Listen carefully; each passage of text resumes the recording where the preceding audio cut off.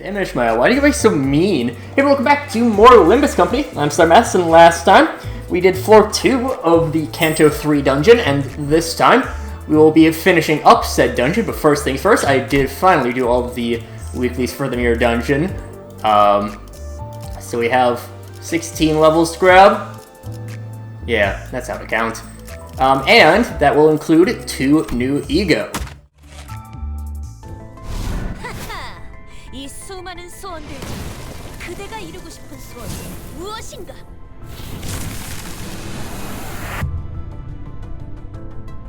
First up, we get Red Sheet Don Quixote.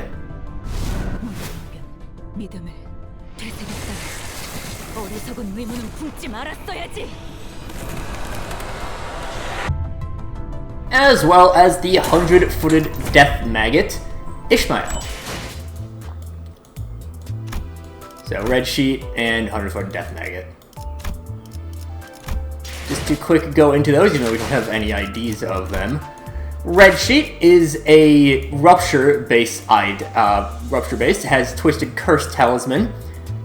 So when dealing this enemy, or when dealing attacks to said enemy, 4+ Gluttony Resonance amount, extra rupture is not bad. And then it gives the same effect as the old wooden doll in Mirror Dungeon, where if you either crit or attack an enemy with rupture, you inflict defense level down. Also, it does have a very nice 3 attack weight. It is pretty solid just for that. And 100-footed Death Maggot is weirdly a Zayan. Kind of unexpected. There's not too many Zayan ego out there, but inflicts Centipede Venom, which is more gluttony damage, as well as a little bit of poison, kind of. It's, yeah, again, just kind of poison. And then when inflicting sinking, gain offense level up. Yay. It's fine. It is a little bit of extra attack weight, which is nice. That's 3 attack weight as opposed to Snag Harpoon's 1.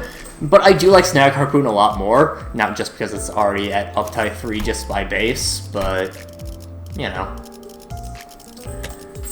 With all of that, we'll go back into the Unconfronting. And back on to our Dungeon Run. So with the Ritual Square, of course, we are going to have our, let's do like that. That sort of setup. Sure, why not? It's the endless mounds of dead bodies. The Inquisitors were raising their arms in unison as if to worship something. And there Cromer stood at the highest peak. She held out her hands in prayer-like gesture towards the golden bow atop the altar. The fountains of the ego are already open. They see someone has resonated with the bow before us. What are they up to? What are they raising their hands for? Prayer. What's this sound? Feels awfully familiar. Somehow annoyingly tingly, unpleasant. School bell. Our old boy hates school that much, huh? Playful conversation seemed to lighten the mood of the sinners. Save for one. The one who should have been the owner of the fathom still show unease. No, I don't want to show him where he's there. Unfortunately, his plea held no power over the realm. Alright, everyone, listen up. The one who grips so declares. The one who grips so declares. Not only are those heretics disturbing our sacred rite, and after the offering that is rightfully ours to consecrate. Disgraceful and defiled are they. Disgraceful and defiled are they. Go forth and die. Do not fear your end. As long as the offering of gold is with us, you shall be brought back to life again and again. We shall fear not, for the one who grips is with us. We shall fear not, for the one who grips is with us. And Sinclair, hurry over. You belong in my hands. No greater joy exists than to be wielded by the one who grips. No greater joy exists than to be wielded by the one who grips. Sinclair, did you bring the coin? The breaks between classes are always lively since everyone gathers around to talk. The adults who would often watch us from afar and take this as a heartwarming sight. But there's something they don't realize. Take a closer look, those merry interactions are brimming with envy, vainglory, pride, and guile. Children are crafty creatures. I heard Rahul from the next class over is getting surgery on both arms while his father. Gonna be with some new tech that's never been shown before. How cool is that? You know those actors all on the magazine covers? Ever mentioned they're getting an eye transplant at my mom's clinic? This is so long, they personally begged to be moved up. I've grown more and more anxious with each boastful story my classmates tell. What can I share? They're expecting eyes pointed at me. It felt like they could turn into scoffing leers at any moment. This is a secret, but... I swallowed nervously. Maybe they weren't asking me for a story after all, but I had to keep their curious eyes on me. I knew for sure that I'd become an outcast the moment they looked away. My dad signed a contract with P Corp. I saw the technology he was working on and agreed to give their full support. My goodness, what was I thinking when I spelled that? Out of the fear that I'd be isolated from my peers, I carelessly spelled my own ruin. Maybe I was compelled by some childish urge or an inherent desire to be recognized by the other students. Now, Emil, this is a confidential agreement for our business. You mustn't tell another soul. His insistent reminder echoed in my head. I could see his face. Whoa, is that for real, Sinclair? P-Corp? Like that wing? Wow, I'm jealous! I became the center of attention in a split second. I feel the stimulated eyes of the other kids in class drawn to me. Superiority was pretty damn sweet. I guess I was driven by a depraved craving for attention. Oh right, Sinclair, your procedure's soon, isn't it? You know, the prosthetics! Yeah, of course. They told me to get the newest model. If they paid just a bit of attention to my face, they didn't notice the reluctance in my expression. Fortunately, no one ever pointed that out. A massive wave of guilt eventually washed over me as our break was over and I was finally left alone. I was supposed to keep a secret. What if Father finds out? Blood was leaking from my fingertip. The bad habit of biting my nails whenever I felt anxious ended up hurting me. I tried clipping them as short as I could to work on breaking it, but never considered that might bite into my skin instead. Watching blood droplets fall on the desk, I thought of something. Once I graduate, I'll get a prosthetic replacement. Then I'll never get hurt or see my blood ever again. But is that really... You're bleeding? Someone cast a shadow on my desk with a whimsical whistle. It was a classmate I barely talked to, so I could barely remember her name. Flustered, I started on my response awkwardly. What was that? Listen, you said earlier, is it legit? Yeah, it's legit. I see. Your father must be a real big deal, isn't he? Yeah, I guess. Her unexpected flattery has me embarrassed. As if my father's greatness were somehow my own. Though, why'd you make that face? Huh? You know, you were thinking to yourself. And she lowers her head and whispers for only me to hear. That's filthy. My eyes widen. Not just because I was surprised by how she knew what I was thinking, but the fact that a total stranger like her had been able to figure out exactly what I'd been hiding. How did you know? I could have gotten away with it if I had just denied her accusation, but tactfully asked her what the dumbfounded look I asked her that with a dumbfounded look on my face. Because I agree with you on that. You agree? You can see a lot from those who are on the same wavelength as you. Nice to meet you. I'm Cromer. Ever since then, Cromer and I became friends who'd talk often. Again, I believe Cromer in Demian is like a pretty minor character, all things considered. Obviously, not so in Limbus. Again, we're still at a point where like all of our fights are pretty easy. Like, yeah. Just give me a moment, I want to check something. Alright, I decided to check how close I was to Roja Identity so I could get Diechi, and it's very far off. It's a household rule. My family used to have breakfast at the same table every morning. It was a pleasant time when our whole family would share stories and encouraging words. I liked those mornings. That rule was ever so kind and gentle to my heart. Natural and unchanging world that belonged to me. My world. That world began to feel alienating one day. The day when my sister sat at that table after her prosthetic transformation was complete. My world had begun to change when my father's head was replaced with an unfamiliar contraption of steel, circuits, and wires. Our family breakfast no longer provided warmth and connection. It became an occasion of detachment where I talked less and less. And I started feeling inherent abhorrence for prostheses. That's filthy. My heart couldn't accept the idea of replacing one's own flesh and bones with something else, let alone the need for it. Why do we use prosthetic bodies? I carefully asked for an explanation. The reply was simple.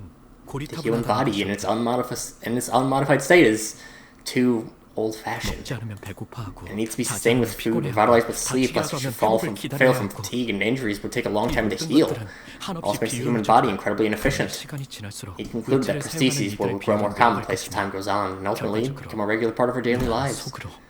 I thought to myself, why don't we just fall behind the times if that's what the mainstream will be? Though, that wasn't an argument rooted in logic. Yo, Sinclair? You don't actually want to take the replacement procedure, do you? And now without a word. But your parents sure wouldn't like you to confess that. Isn't it frustrating there's nothing you can do about it? Not again. What if I helped you out?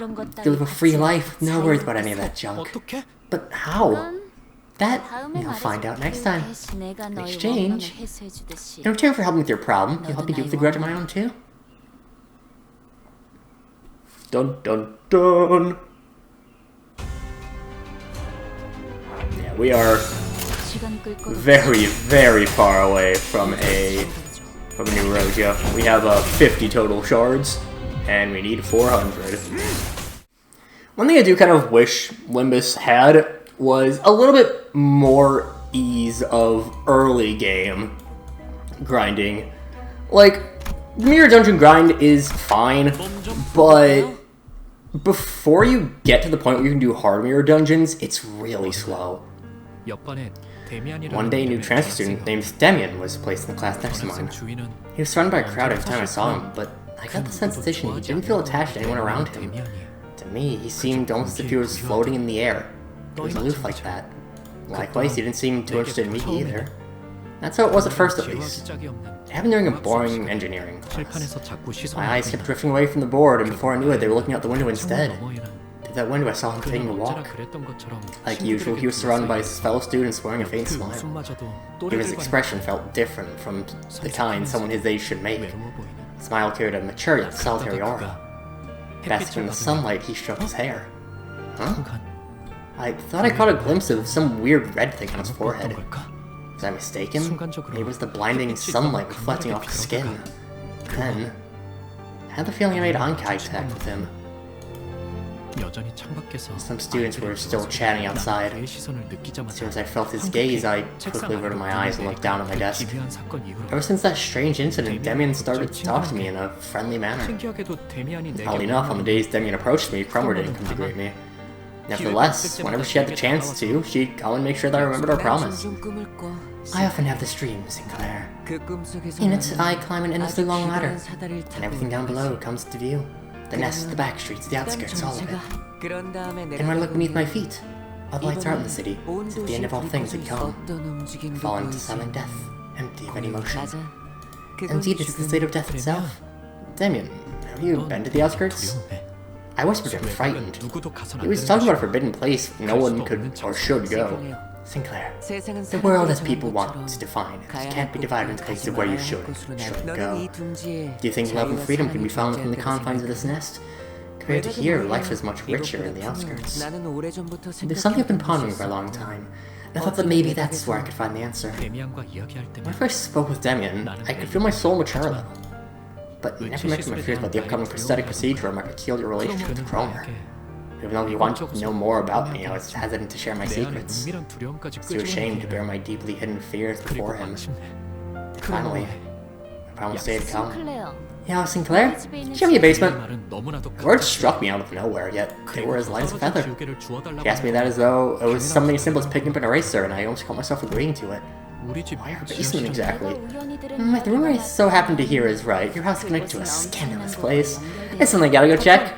But my parents won't like it. I couldn't even bring myself to finish this humiliating sentence. If you let me check it out, Sinclair, I swear I'll keep that promise to you, cross my heart. Just leave me the basement key and I can navigate just fine.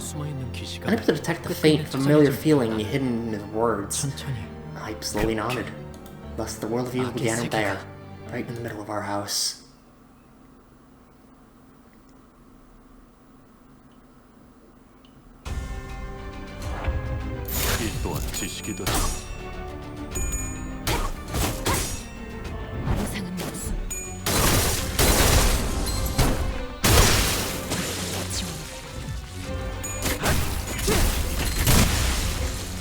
비켜달라고 했잖아요. 지시를 맞춰 도피하지 말라.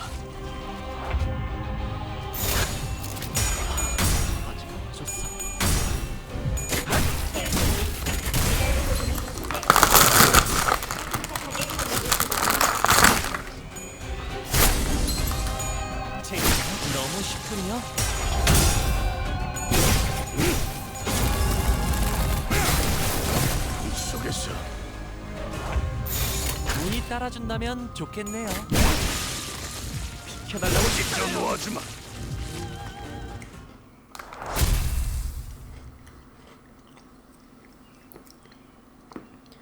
I know that when we get later on in the game, I'm gonna have a lot less things cut out, but early game has a lot of filler fights, let me tell ya. After stealing his key without my parents noticing, I took Carmen to the basement of my estate as I had promised. From there, she led me to a dirty air vent. Crawling in the unlit vent for a while, a dank, grimy odor and the sounds of small critters scuttling about assaulted my senses. My clothes were stained with filth, my throat was parched, and I was overcome with the desire to go back. So I noticed that the smell my nose picked up had just changed from the stench so far. Can you feel it? Gomer whispered to me. There's something up ahead. This might have been the last chance I had to turn back. It might have been better to dissuade her with all kinds of sweet placations to leave and come back later. If I knew that empty flattery wouldn't work on her, but before I could try, a vile curiosity came over me. I was entering a world where villains belonged for the first time. For some reason, I gave up turning back, all while knowing in my heart that I was squandering the last chance. Oh, the sight I had to witness. It was something I couldn't think to behold twice. Could monstrosity be an apt description for what I saw? It seemed too sentient for that, yet it also seemed subtly wrong to say there was even remotely human. Shuddering in fear, I started to regret stepping into this world. Sinclair, you idiot, look at yourself! Hoping by some miracle to get another chance right after you've wasted it.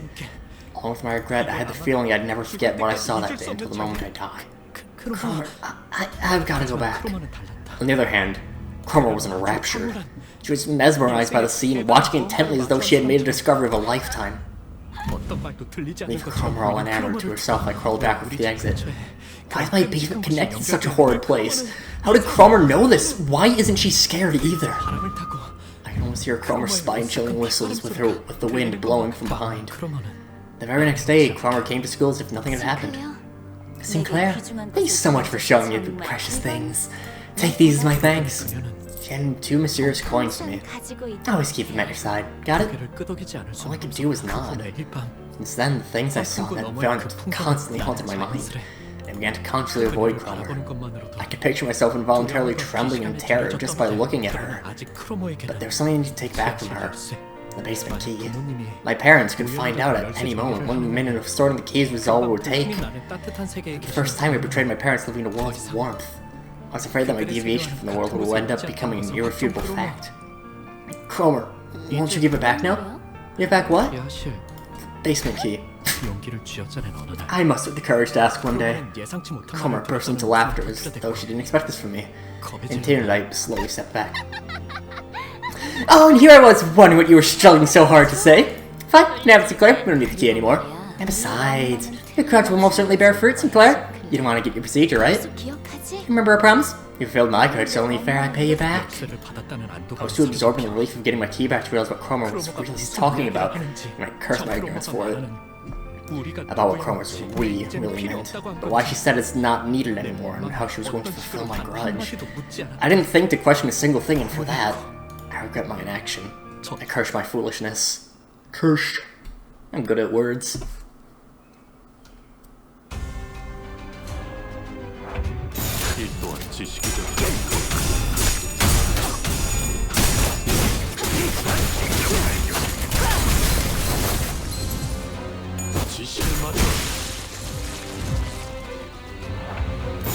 따라준다면 좋겠네요.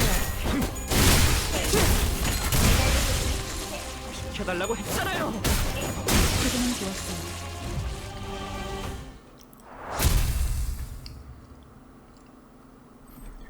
Again, more easy fights. We still have a while before the boss fight. I have no idea how long this episode. Oh, actually, it's a lot quicker than I thought.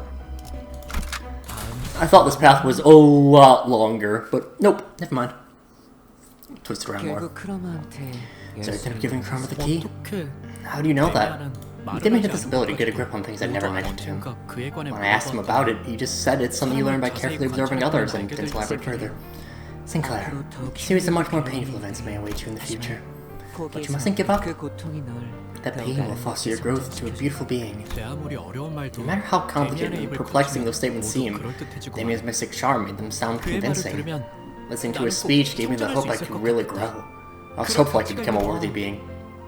Yeah, but I don't really get it though, Denian. It's up to you to find out. Make sure you tell me your answer when you do. His voice was soft and his eyes imparted pleasantness, but I still felt compelled to do as he said. His eyes must have held some kind of power, disarming those who make eye contact with him, sapping them of mental strength. But if that's the case, why didn't you warn me? It's something I still ask myself to this day. Honestly, unless you're running like an explicit faction team, you always look such a hodgepodge of people. Kinda love it, honestly. It was Christmas Eve, and the whole town was filled with jingles and joy. Under the blessing of the holy night, I was planning to confess my sin to my family. I wanted to tell them I made the foolish mistake of stealing the basement key and that I'd go back to being a good son. That the short time I spent away from the right path was agonizing. That I learned how peaceful and fulfilling the world I'd been living in truly was. My family might be surprised at first, but I was sure they'd welcome me back into their paradise. That was how it should have been. However, I was supposed to hear a robot dog greet me when I stood at the gate, but my home was covered in silence and darkness. When I walked inside, I was confronted with fallen paradise. Sinclair, run!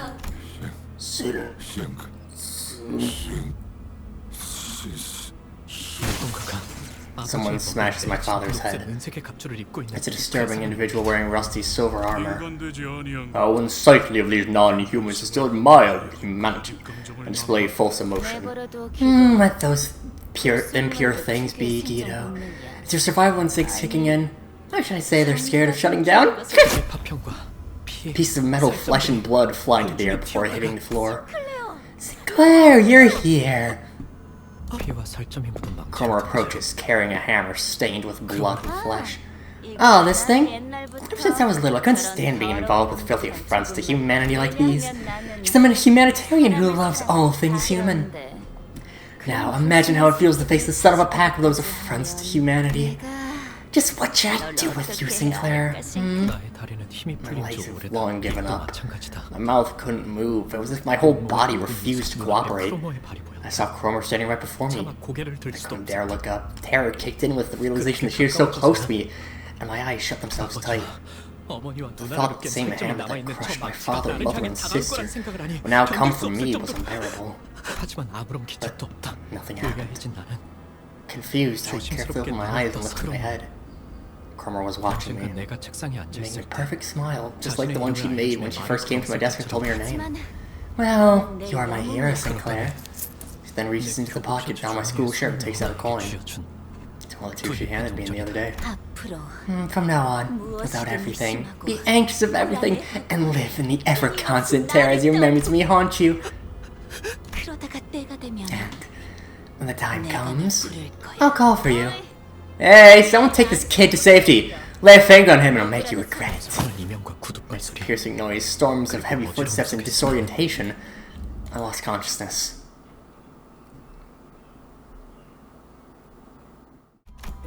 Yeah, I mean, still just getting closer and closer. When I came to my senses, I found myself in an alleyway at midday, getting by the sun. I stayed there on the ground, dazed and confused. I could see a haze rise from the surface. Sinclair, a crack's been made in the world. I felt like I was starting to understand what the strange feeling I often got from David was. I just found it weird how I would never hear his footsteps. Why did everything arrive in desolate silence, as if it belongs to no world at all? The loss of my family, the world of evil, all this despair. And you too? Are you scared, Sinclair? He spoke to me. He had the eyes of a person who saw through everything, and the attitude of someone who predicted this series of events. He didn't even wait for me to reply like he knew what I was going to say. One day, you'll break it all together, and so and I will see you completely bare. He responds if he already knew the answer I was hesitating on. Although his words seemed to radiate warmth, I felt a certain chill, like biting into the cold insides of a half-cooked turkey. I couldn't help but fall unconscious again. Damien's a fucking weirdo. Let me tell ya. I could have sworn this floor was like a lot longer. Oh well, guess not.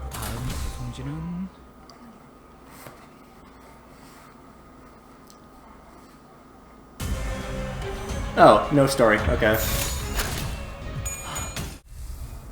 I mean, I guess it makes sense to... Well, okay. I say it makes sense to not have a cutscene there when, like, we're right at the end, but also could have just, like, had it right at the end. Whatever. I am going to switch to One Who Shall Grip. We're not going to fully do the fight with it. I just want to show off the unique property of One Who Shall Grip Sinclair in this fight. Well, Sinclair, we will finally answer in your heart's path. Cromer. Don't give me that look. It's not even time yet. You're making me want to kill you. No. I should abstain. I count immediate entertainment distracted with more important things. Sinclair, in the way to retrieve a golden bow that's begun to resonate is, I know, but if it weren't for our mission, still tear that bitch to pieces and drink up her remains. Oh, Sinclair, when'd you learn to act so tough? It's not like you at all. What a riot! Still, well, I guess you've made some friends since then. You won't run away this time, will you?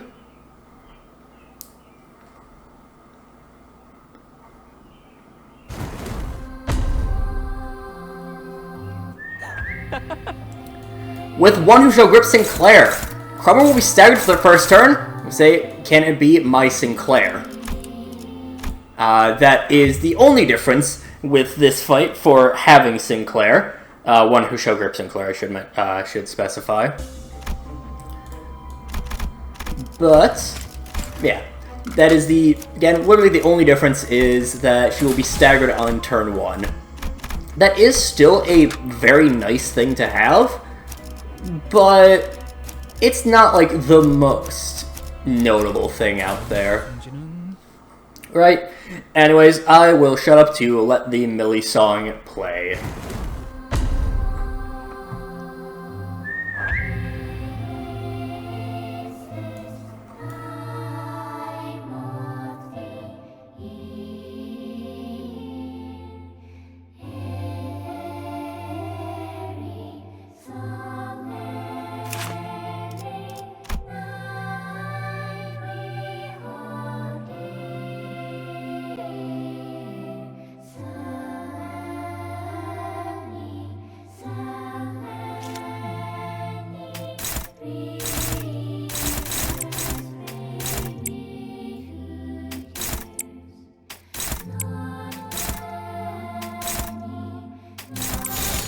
따라준다면 좋겠네요.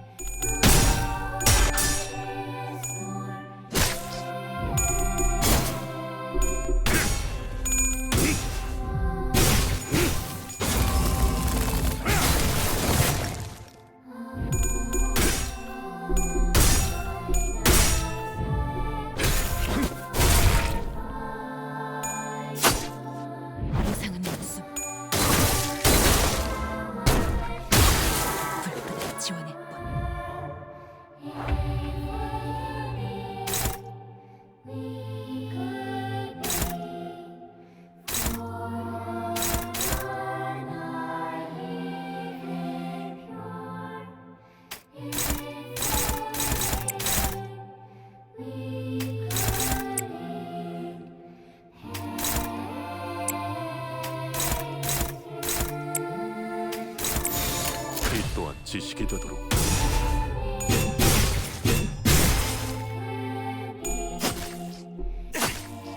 제가요? 지식을 마주하고 경륜다. The fight with Cromer it can be a little bit difficult. The main thing is that at the start of turn 3, she will use the gripping, which will force a stagger onto whoever it is used on, as well as it'll give them the status, Gaze of the One Who Grips, where they'll also take 100% damage, or they take double damage from Cromer. For having all 3 levels of a sign, I believe it's all 3 levels of a sign, you get the Courage to Triumph Fear, which just an attack power-up and 2 protection for every turn on Sinclair. But that is really about it for that. Okay, good. We have 1 turn before that becomes our retreat.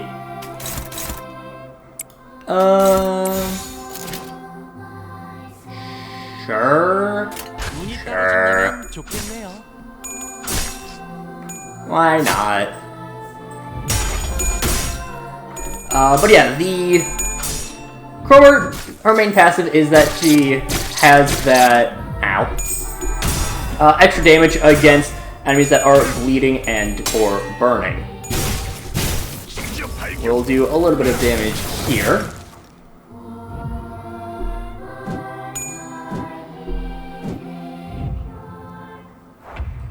We'll check if any other passives have. Nope. Okay. I will now start to read off the logs. Obviously, they are written by Sinclair. I feel like that is kind of a given, all things considered. Just let me set up this turn. I don't really feel like writing logs, but I will if I have to. I haven't fought Chrome before, seeing how Ancor's troops fight. But from what I could tell, she probably knows how to use a sword. She always carried one with her. As for her looks, not too different from what I remember, except a little taller. That disorienting laughter. Can I stop here? None of this helps. That bastard, she's killing our sinners! She's murdered everyone in the back line, blowing that stupid whistle. She came to me, too. I couldn't do anything. Hearing that sound makes me go all stiff. I could only watch as Cromer slew the others. I wanted to crush her skull so dearly, but I couldn't move a muscle. What should I do? Can you tell me, manager? I'm still scared of Cromer. Looking at her face makes my face twitch, and her blade gives me the chills. Just a moment. Let me figure out. Ooh. Yeah, we'll do that. There's only neutral opportunity. Oh, that's cool. Her maniacal eyes remind me of the tragedy on Christmas, and her creepy grin still has my eyes quivering. But I'm okay now. I can stand up to her whistles now. The things she's done are too vile for me to stand by, and I'd be too ashamed to see the sinners she's killed if I let that bitch go. I've changed a lot since then. I've died a lot of deaths, and I've claimed a lot of lives. I can go mad all the same now, so I will for sure. I'll skewer her chest with a stake over and over again. You got a good mindset. I like that. While the willingness to fight is admirable, this log is for observations rather than decrees of your determination. Sorry, I'll do it right next time. Sinclair's about to fucking run out. Which... that's gonna be a problem. Ah well. He's just gonna end up dying in phase 2. Because by the end is phase 2.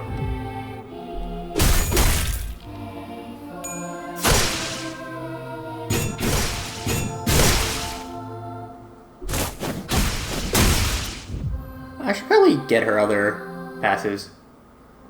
Just a moment. Let me grab her passives.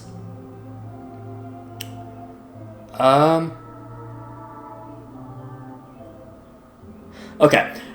So she also has Fearsome Whistles. If you have collected less than 3 of a sign, Sinclair has has 1 bind and 1 paralyzed every turn.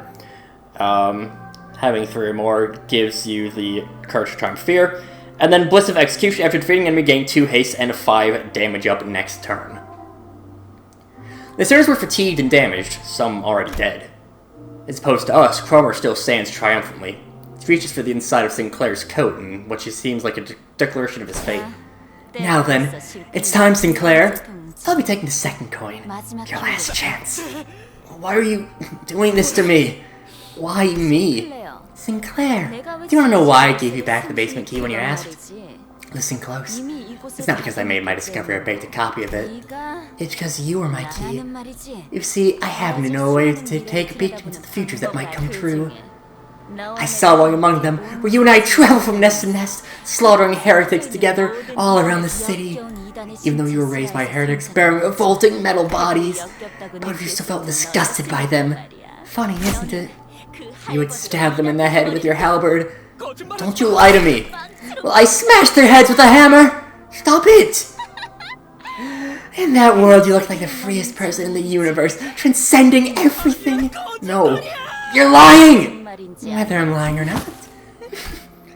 Cromer suddenly cracked a wry laugh and stopped moving. The golden bow on the altar resonated with her cackle and began to glow brighter. Then, it's begun! At last! My final grudge will be fulfilled! A mass of flesh engulfed the lower half. From the hideous organic growth, bundles of ambiguous appendages stretch outward in countless numbers, as if desire and madness were made manifest. Come, Sinclair. Rip me up and chow me down. If you can, that is.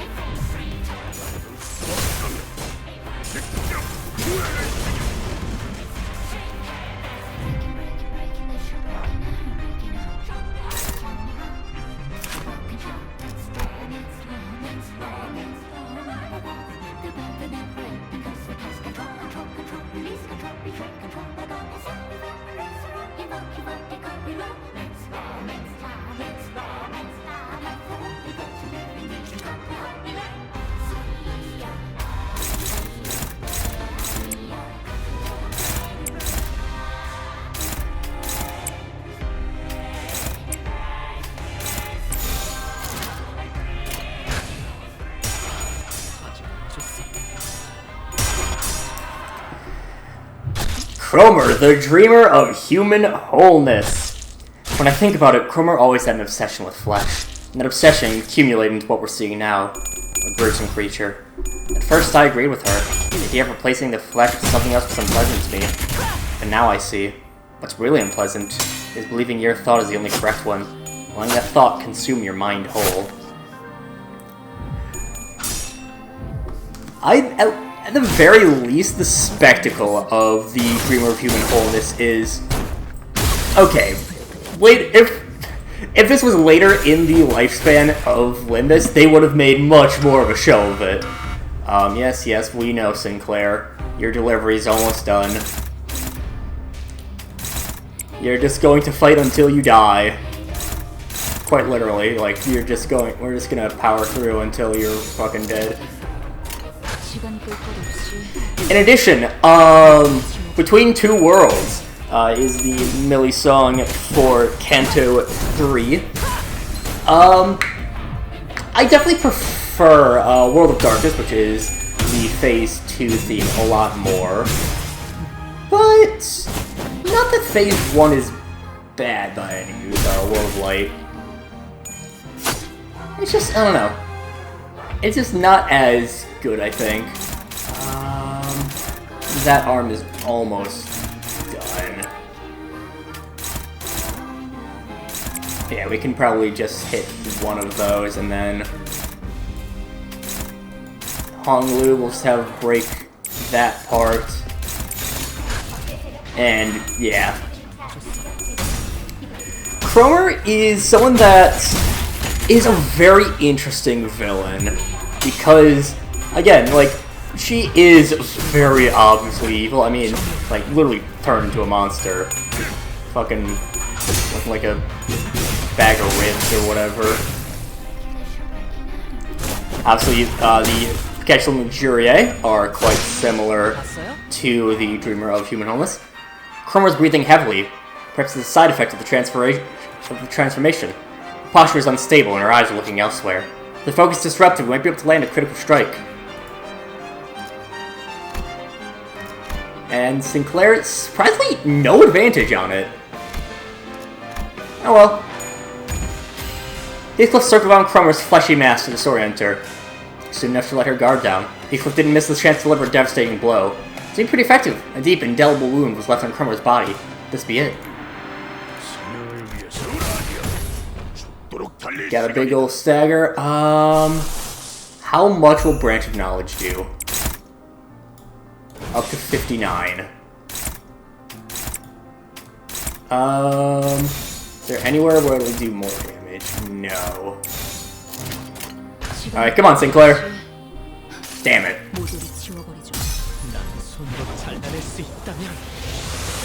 I want to end things with the ego. Oh. Well, whatever, it's fine.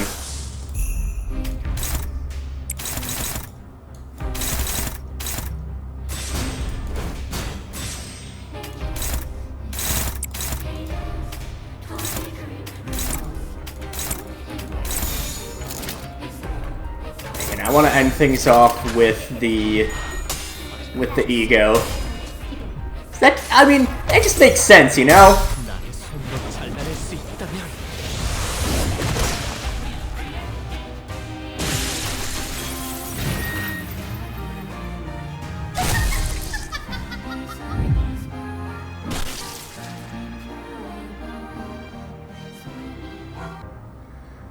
The fleshy hill exuded potent acid, melting Sinclair's legs. The other sinners were being dissolved by caustic secretion, too. Excuse you. He trips and hits the ground. No, perhaps I should say he was thrown off his feet. In spite of that, he still crawls toward Cromer. Yes, that's it! It hurts, doesn't it? You're filled with rage, aren't you? Accept it all. Welcome it with open arms. And watch me. Watch my glorious body, closer to the purest form of humanity than ever before. The flesh here, the sheer unmatched strength of purity. Sinclair, look at how human you are. You become like me too. Oh, you're... Sinclair, you were scared all along, weren't you? You lost your family, and you had to ride a bus with these strangers, forced to do things you didn't want. You knew in your heart that you didn't belong there, right? Didn't you want to run? Didn't you want to quit it all? Am I wrong? Swear I... Join me, Sinclair. Don't avoid this. Embrace it. Complete my grudge. The arm Sinclair was using to hold his weapon was growing limp by the second. He nevertheless continues in Cromer's direction. You must accept the pain. Only when you've transcended suffering itself can we be reborn. Blow to the flesh, spill the blood, adding on the most human things each second.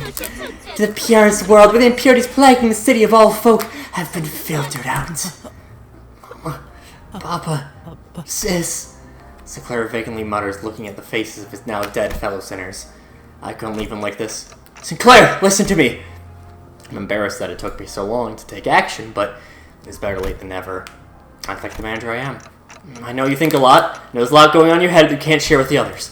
That's how he was. Or that he might be a burden. He constantly put his mind through doubts and ruminations, most of which he never let on about. Shoot up many a thought in the form of guilt. My family died because of me.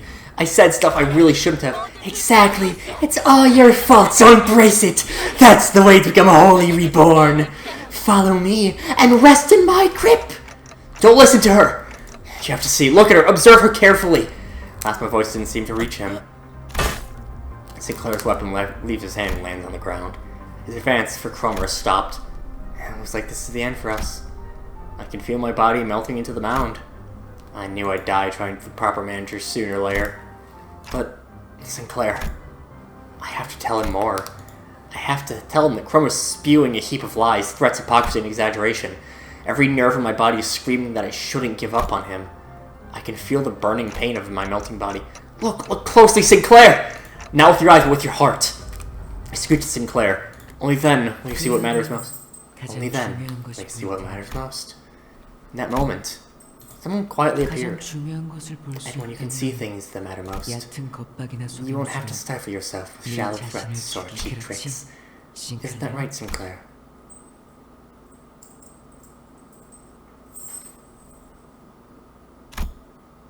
He moved with grace and airiness, as though he floated in the air. He seemed lighter than anyone else, unbound by anything. Contrary to his impression of freedom from all worldly longings, an impressive air seemed to accompany every step he took. It was just a wave of his right arm.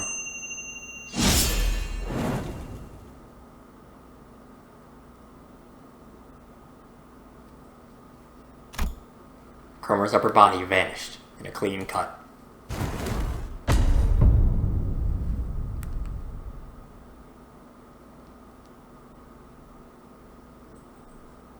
Poor time to have to connect. I'm pretty sure we missed the graphic. Well, Damien? You've changed your own fate, Sinclair. Right now, you're neither a coward nor a hero. But you've yet to let go of your fears completely. I said it before, haven't I? And when you fear someone, it's because you gave him the power to have control over you. That's right. And I don't want anyone else to dominate me. So I get rid of that Cromer. The man referred to him as Damien and started to walk. Took airy steps as though he were embarking on a light trip. The world is about to head for a new birth. And only a few individuals can get there.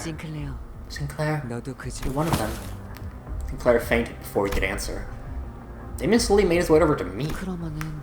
Cromer attempted to become a god, like those which people of the past were said to believe in. Sinclair always became her stepping stone. In the end, though, one has to break an egg of their own. Cromer put in quite a bit of effort, doing this and that to create a throwback to the time when Sinclair lost his first coin. Regardless of the fact that Christmas is still a while away, it's ironic they resorted to creating false imagery, something they loathe so deeply. Don't you think so? What are you talking about? Who are you? A pleasure to meet you, Dante. So you're the adult who will condition Sinclair at the moment. As for who I am, and for what I was talking about, you'll see in due time. When Sinclair takes flight with unshakable faith in the power of the heart, right, it becomes one with beautiful stars. That is when I'll return. Take care of Sinclair until then, Dante. You can hear me? I can hear all sorts of chirps and trills, Dante. It's only natural that I hear your voice. As always. What matters most is something you can't see or hear. The boy with the blue scarf vanished without notice. After that, the mounds began to melt away. They dissolve into mixtures of flesh and mud. With them gone, a single golden bough appears before me, spreading its warm light. Sinclair's world was gradually melting with the hills. I excruciatingly drag what's left of my upper body across the floor to reach Sinclair. He was still breathing. And so was I. I figured I should still be able to turn the clock. Plus, that means I'm still their manager, and I should act like one. Plus, as I learned in my dying moments, I have to strive to become a more sensible manager. With all that I need to tell him. It might have been your fault, Sinclair. But that's okay, really. It's one small mistake, one anyone can make. Don't beat yourself up so much about it. I pat him on the back with my half-melted right arm. Sinclair doesn't reply. To be truthful, trying to identify someone to blame on this, blame all this on would be a never-ending endeavor. From each of us going and carrying on our sins to the bus, to my loss of head and memory, accompanied by an involuntary appointment as the executive manager. At the root of all this, I might find no one but myself to blame. Staying bound by that fact, though, will only keep us from taking the next steps. Froger! You can hear multiple footsteps approaching our horribly incapacitated team. Megillius must have figured we'd gotten into a mess and called the actors to scoop us up off the ground. Select the individual we seek. Do I inject it now? The others can be revived as long as this one lives. Focus all resources on restoring their body. I felt a jab on my shoulder and a strange sensation enveloped the parts of my body that were melted off. We provided 3 HP ampules. Do I use all 3 of them? Keep an eye on their own generating process and use them at your discretion. Lucky strap hangers. Everyone lives in the luxury states having a color on their team. From the K-Corp with that too. Voice around me starts to fade. Sinclair's bawling lamentation dimly rings to the emptiness. Our third mission marked its somber end in dismal defeat. There we go. Even though we recovered the golden bow, we lost. On the other hand, the bus was more vibrant than usual, possibly out of everyone's attempt to disregard the depressing outcome. I brought enough chicken kebabs for all of you to have one. So if I didn't get there, let's go put in your detective caps by yourselves. Such a curious cuisine! What is the intention of skewering chicken meat with a stick? I may be familiar with this kind of dish. Kochi of the duck variety. A sweet smell. Kind Mephi likes. Stimulated, Karen revved the engine. Karen was humming another familiar tune. I can recognize the song this time. Karen, Mr. Christmas still a long ways off. Don't put a damper on Karen's fun, bud guy. It kinda feels like it's Christmas, and that's that. But, come on, I called you by your name for once. Well, why don't you settle the score by giving me a bus girl then? You know, tip for that and all that. McGillis was watching the scene unfold, leaving his food to cool and hardly taking a bite even though he was the one who brought it on. Perhaps he's gone quiet because of Karen's song. It does come to mind that he said she was going through a tunnel. And then, I turned my gaze to Sinclair, who was awkwardly laughing amongst the other sinners. Going through a long tunnel, and what we do is wait for the morning to arrive, right? What was that about, Dante? Not the goofy approach would have a kebab. Come on, say ah. A manager has no mouth. The chief manager has no need for mouths. Is perfectly capable of commanding us other word. Do you keep that in mind? Golly, don't you ever get tired of licking your boots so you notice? Oi, come on the scran, peek. Hey yo, BG, give me a light. I won't know what that's short for. I thought about giving a speech to the sinners about how this fruitful yet unsuccessful mission changed my mindset, but I soon shelved the idea. I told Sinclair not to let a failure of the moment bind him, after all. Instead, I've resolved to make up for this less than ideal outcome on our next mission.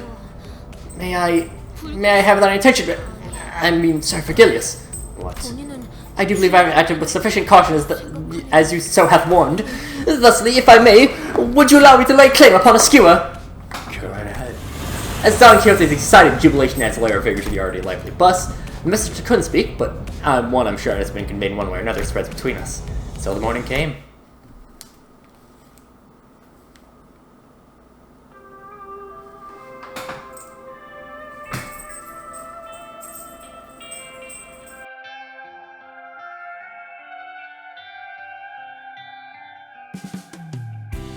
그림자를 줬던 나날들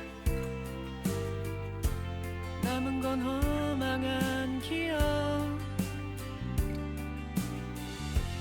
물길이 나를 태운 것처럼 내 손엔 잿빛 먼지뿐 쉼없이 달려왔던 나를 죄어오던 시간들 이조차 그리워질까 먼 날 언젠가는 돌이켜볼 기억 속에 미소 질 수 있기를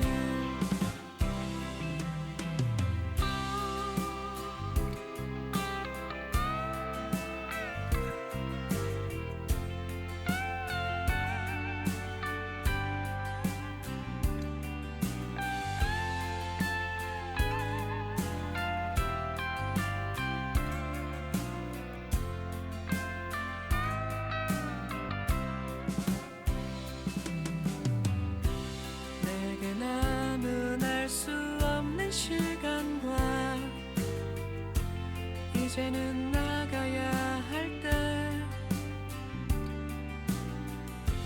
자신을 태워 사라져가는 촛불과 닮아 있구나 숨고를 새도 없이 떠밀려 던져진 날 속에 내 길을 갈 수 있기를 먼 날 언젠가는 돌이켜볼 기억 속에 미소 칠 수 멀리 멀리 날아가고 싶어 밤하늘의 새처럼 별에 닿을 수 있게 이 밤 또다시 찾아오겠지만 괜찮아 다 사라지네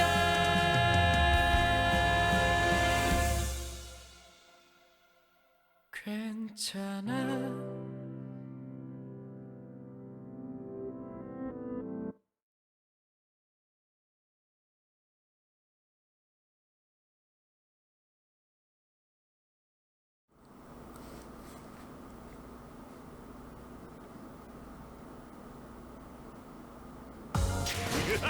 I think probably by the time I catch up to the actual game, or like, you know, the new content.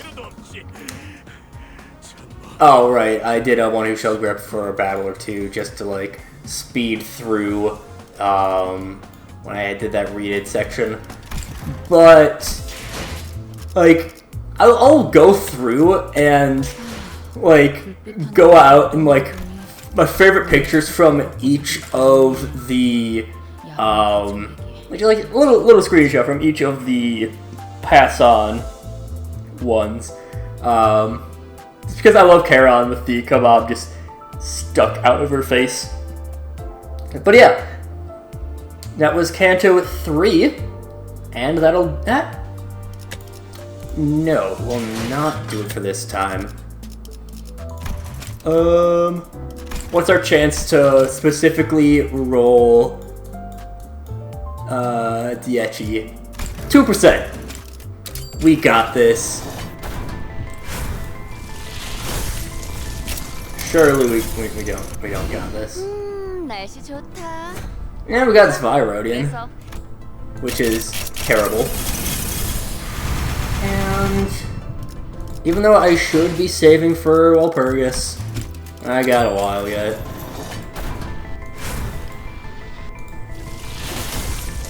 Ooh. 어서 오시게 내 마음이 마음에 들어. Well, that fucking answers some more sinking. Jesus Christ. Okay, I do not have Spice Bush in my actual account. So fucking bet. And really?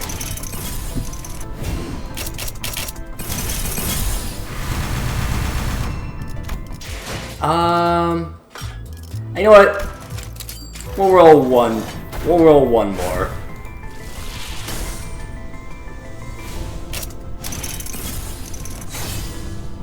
안녕. 장미 스패너 공방 대표 로자야.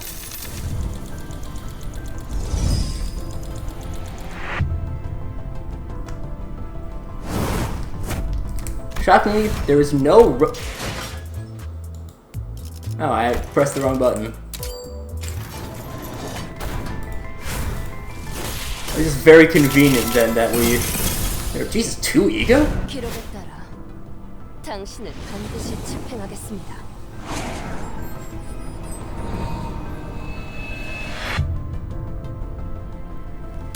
Alright, Pursuance. 다음 세상으로 넘어가려면 And Dimension Shredder. Okay.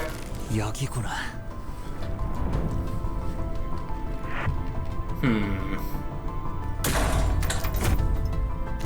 메르소입니다.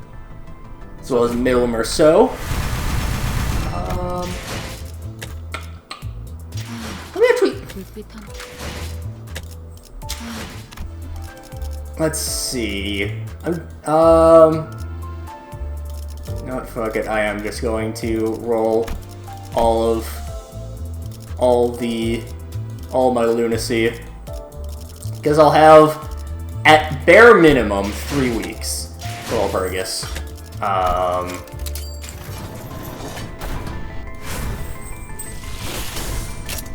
And we didn't get... 당신이야? We didn't get it. Oh well. What does that leave us for roaches, though? 114. That's fine. Pursuance is actually pretty good healing. When it's staggered the ally with the least HP, heals some of their max HP. It is the same as the Lithograph, which is like the best healing in the game. The middle is technically bleed, but really they're more of an envy thing. Recording is one of the most bullshit things out there. Dimension Shredder is a charge, but also does do a little bit of rupture count with Dimensional Rift. It's pretty nice. And then Rose Spanner is Tremor and a little bit of charge, which the charge is only spent on the skill 2. Or skill 2 and the passive. Rose Spanner is a really weird IV. LCCB Assistant Manager is kind of all over the place. Yeah. And then Zwei is technically poised, but it has no fucking potency. Damn, I really wanted to. Spice Bush. How the fuck did I forget about Spice Bush? Sinking, lots and lots of sinking.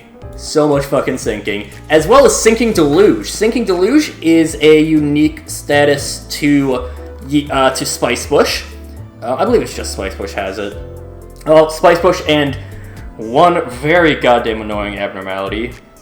That fucking whale I hate. But you deal a bunch of damage, and then remove all your sinking. And if it drops any sanity or anything lower than 45% sanity, it does a fuck ton of damage. This can potentially do, at its max, hold up. Let me do that math real quick. And by do that math, I mean put it into a calculator. Can do almost 10,000 damage. Well, I probably could have said that. You can almost do 10,000 damage with a single hit, because, like, yeah. We'll grab the uptie for this in a. We'll uptie it next time. But until then, see you guys later.